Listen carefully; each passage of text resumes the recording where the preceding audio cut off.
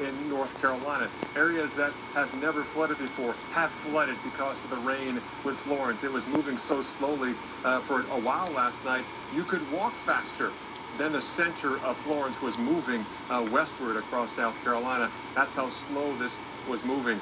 And we still have rain here in New Bern, North Carolina. Look at the boat behind me. The Neuse River, which was well over its banks, well over my head, and I'm 6'5", came through here and pushed all types of debris through downtown. And by the way, New Bern, North Carolina, this is where Pepsi was created, the home birthplace of the drink Pepsi. So Atlanta got Coke, New Bern has Pepsi. Look at the size of this boat next to me and imagine the depth of the water from the river coming through here. That was a combination of the rain, the river flooding, as well as the tidal surge. This part of East North Carolina is still relatively flat.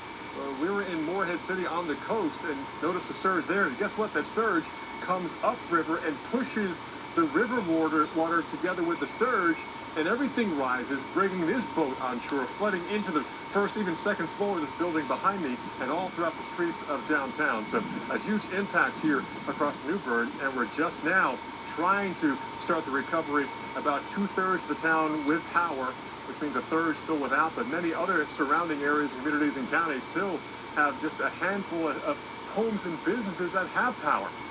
That's something we definitely want to have to start our recovery, but it's a long way for even this rain moving out. Let's go back to the studio now and Dr. Greg Postel to talk about this. And Dr. Postel, I know yesterday you could walk faster than the pace of Florence moving, but even today, Florence is still not moving that quick, but you're talking about this will eventually finally move on out, and so will the rain. There is good news on the horizon, and the not distant horizon either. I think in the next 12 to 24 hours, we're going to see Florence start to accelerate out of the picture. But look at what it's done so far across parts of the Carolinas. These numbers are preliminary, and they are going up because we know it's raining in many of these locations. Some places have gotten over 33 inches in North Carolina, and there have been some unofficial reports coming in at over 40.